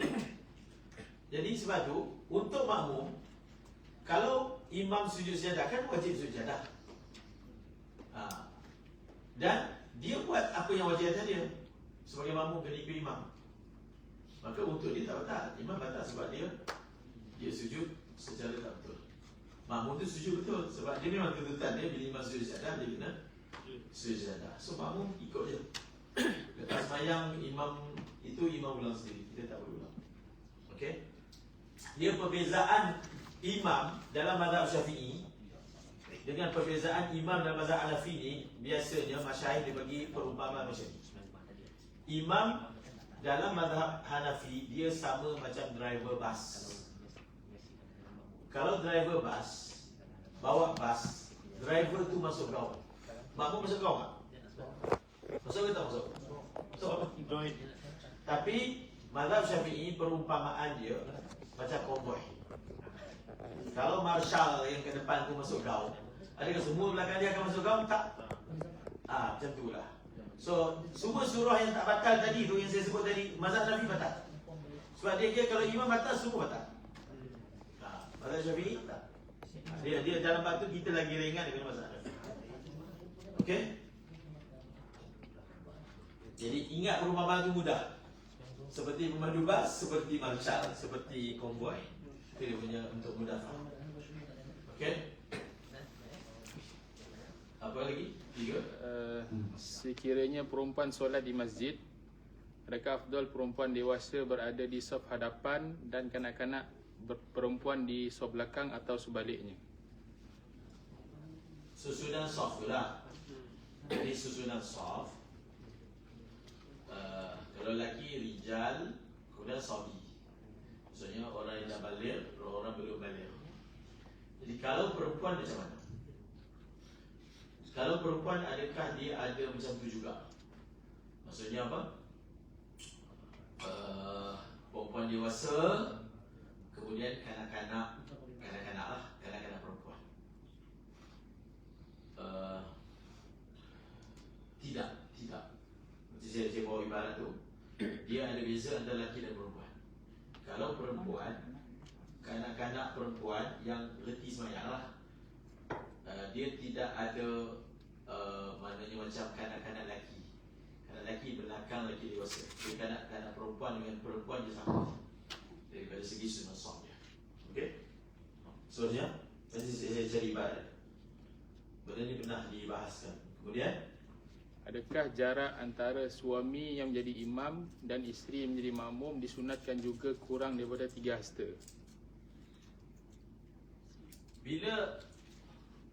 kalau kita nak buat contoh susunan soft ya, banyaklah macam-macam surah. Okey, kita ambil surah apa? Laki dengan laki. Kalau seorang, laki akan duduk belah kanan. Betul? Laki, kemudian ada orang baru datang, maka orang yang baru datang dia akan duduk belah kiri. Setelah itu imam ke depan, mereka gabung, mereka rapatkan, atau mereka undur ke belakang, mereka rapatkan. Mula-mula dia masuk, dia duduk belah kiri dulu. Okey, imam lelaki dewasa banyak, lepas tu ada budak, maka susunan dia adalah imam lelaki dewasa, belakang tu baru budak. Kalau saf pertama tu dah penuh, kalau saf pertama belum penuh, budak-budak ni duduk saf pertama. Budak-budak ni duduk saf pertama dengan cara budak tu reti sembahyang dan bersekeratan.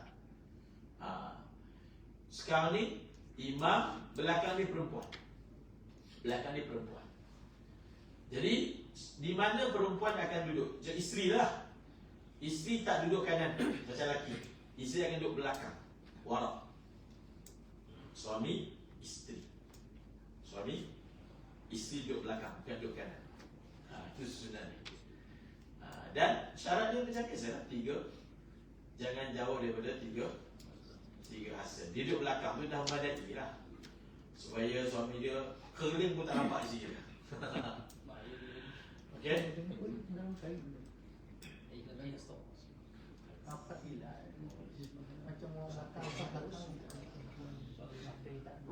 Dia oleh kerana perempuan ni dia jarang sembahyang kat masjid, dia biasanya susunan soft perempuan ni memang fail lah. Kalau sembahyang tarawih khususnya, tabur-tabur, bertompok-tompok. Dia tak nak gerak tu. Bila dah 8 rakaat, orang dah kurang, dia stay tunggu je dekat tempat dia, walaupun soft dia bertompok-tompok. Apatah lagi sama soft dengan dia tu ada makcik-makcik Tupperware dia, dia tak nak, dia risau pergi. Kita pergi ni. Itu biasalah orang komplain. Tapi janganlah marah. Bagi ajar, kalau benda itu salah, ajar. Jangan pergi kutuk pula kan. Apalah perempuan pula. Kalau benda itu salah, pergilah ajar. Bagi tahu yang betulnya macam mana. Khalas. Jangan gaji orang perempuan. Okey? Okey, sosial. Dan kau apa dah? 26. Ada isu tak kalau tadi kalau budak lelaki yang belum balik menjadi imam kan, kalau budak perempuan yang belum balik jadi imam kepada ibunya, ada sama juga, ada khilaf seperti mana? Sama lah. Sama. Okey. Wallahu Alhamdulillah. Ada lagi soalan kelas? Last mana boleh? Last. Daripada Jabatan Mufti. Last. Seseorang tu dia pergi musafir, pergi ke Johor, kemudian dia berniat mungkin tinggal di Johor tu selama 4 hari. Baik. Tapi dalam 4 hari tu dia ada berniat juga nak pergi ke Singapura pada hari yang ketiga tu, hari ketiga dia keluar, kemudian masuk semula pada petang tu. Dia layak ke jamak kasar? Jamak kasar dia layak.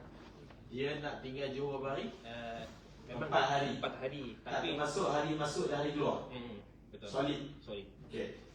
Tapi hari ketiga ada niat nak pergi Singapura. So maknanya dia tak niat tinggal Bali lah. Dia pergi Singapura. Maksudnya masa dia masuk tu dia niat nak duduk Johor 2 hari lah. Berapa hari? Tapi dia masuk semula tu Bali dah kira baru. Ya. Dah baru. Sama. Dia masuk, dia kata dia masuk. Hari ketiga nak pergi Singapura. Maknanya masa dia masuk kali pertama tu dia niat nak duduk 2 hari je. Kapan? Kita tak boleh campur yang lepas balik Singapura tu. Walaupun dia masuk hari yang sama. Hari yang sama. Sebab Singapura kan dah tempat lain. Dah seberang laut pula. Boleh. Okey.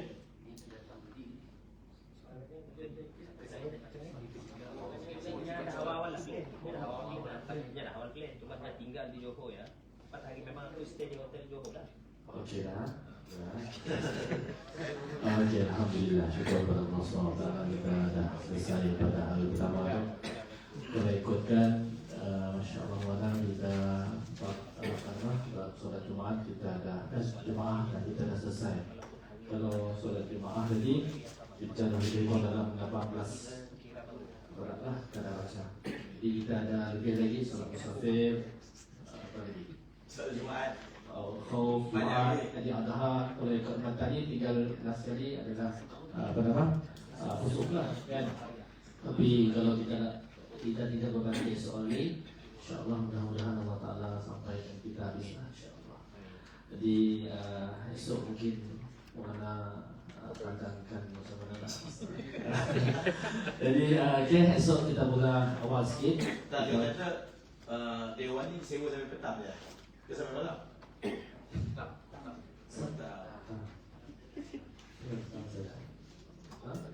Masih ketiga nanti sambung. InsyaAllah. Okey, insyaAllah kita akan sambung lagi esok lagi. Jadi mulakan esok Maulana jam berapa? Berapa esok? Dapat. Minta Syom. Apa? 8 lah. 8 semua dah ada. Kalau lambat wayang. Okey, pukul 8 insyaAllah. Masya Allah. Kosis. Okey, jazakumullah.